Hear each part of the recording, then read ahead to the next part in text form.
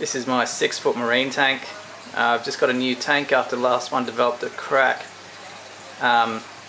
Decided to get a new tank rather than replace the panel on the old one, and with this one I had some modifications made to tidy things up a bit as well.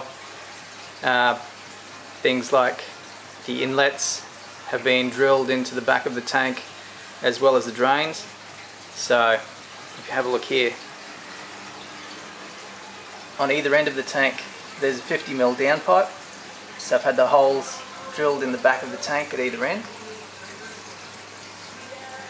And at the bottom of the tank, where you'd normally run your inlets, had two 25mm holes cut, and they're plumbed at the back of the tank on the outside, running above the water line and then back down, so that when the pumps are off it doesn't just drain straight down into the sump.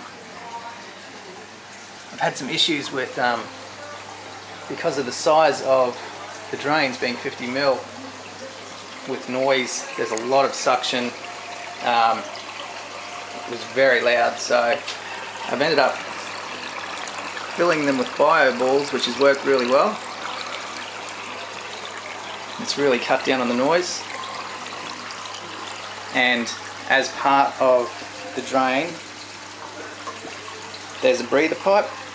Because these drains have a ball valve so that you can shut it off, the water level in the breather can actually rise to the level of the water in the tank, so it's all sealed. I've also got on the breather valve a silencer, because this can make quite a bit of noise as well.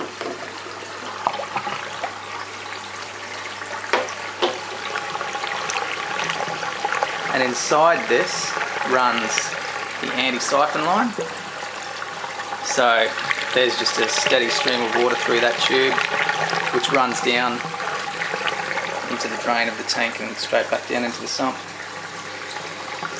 Because there's two sumps fitted, each half of the back of the tank is pretty much the same, so it's mirrored on either side.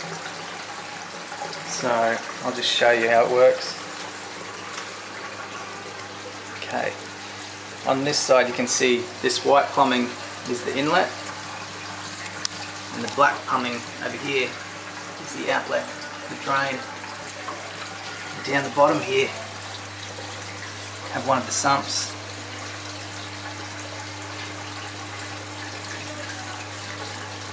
These pipes here join the two sumps together.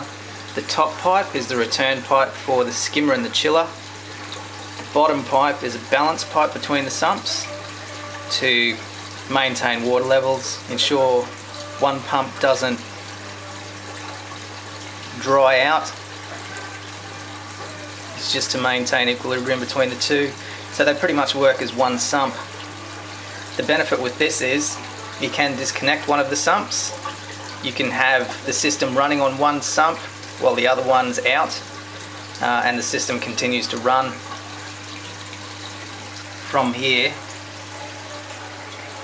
there's the pump, runs out of the tank, up the piping above the water line. There's your anti-siphon line running into the drain, across here and down into the tank. This is the 1-inch pipe that runs into the tank as an inlet, and if you go down a bit further there's a ball valve which is connected to a hose fitting. The hose fitting can be used for either filling the tank or for draining the tank. Helps with water changes. If it's run on fresh water, makes it much easier to fill, remembering that there's normally a hood and a light on top. Going back up past the inlet to the tank is another line which runs down to a ball valve, and this will feed the protein skimmer. And by doing this, which isn't connected at the moment, by doing this you can feed water to the tank as well as the protein skimmer just using one pump. The other side has a similar setup, but this side feeds to the chiller, which has a ball valve before and after the chiller, so that the water is actually pressurized within the chiller slightly. Both of them meet into the top joining pipe for the two sumps, where the water's mixed and runs into both sumps, so they both receive chilled and skimmed water. One of the other noise issues I had was in the drains. While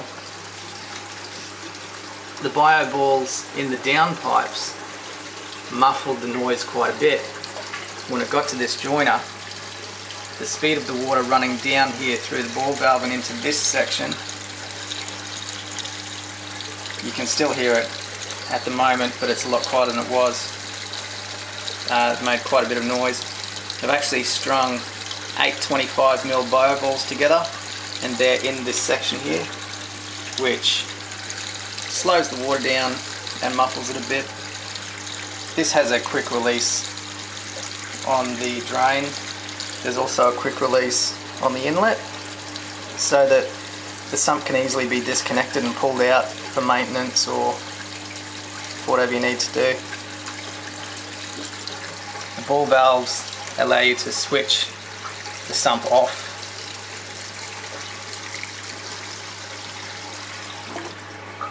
That'll cut water running into the sump, so that all of the water will run to the opposite sump. You don't need to turn the pump off because the balance pipe will feed both sumps. The water will rise slightly, but it's easily manageable. Obviously to take the sump out, you would turn the pump off as well and just disconnect everything and pull it out. And this side of the tank would quite easily continue to run and filter the system. You can see the water levels balancing out. So I'll just turn that back on and release water back into the sump. You can see it runs into this first chamber here.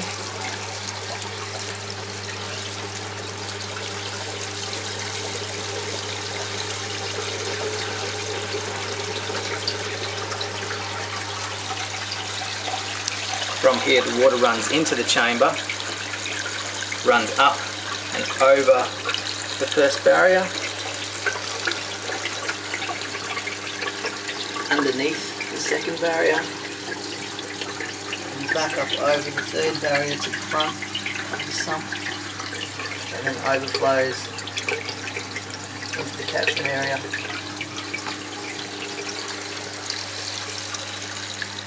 Okay, I'll show you the front of the tank.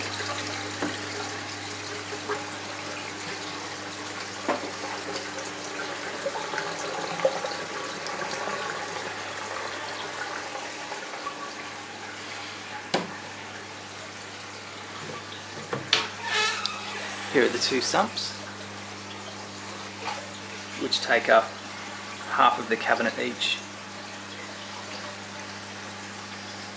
I decided to build two sumps with a balance pipe because I wanted to make the most of the underneath of the cabinet, and by using one sump you can only build a sump that's so big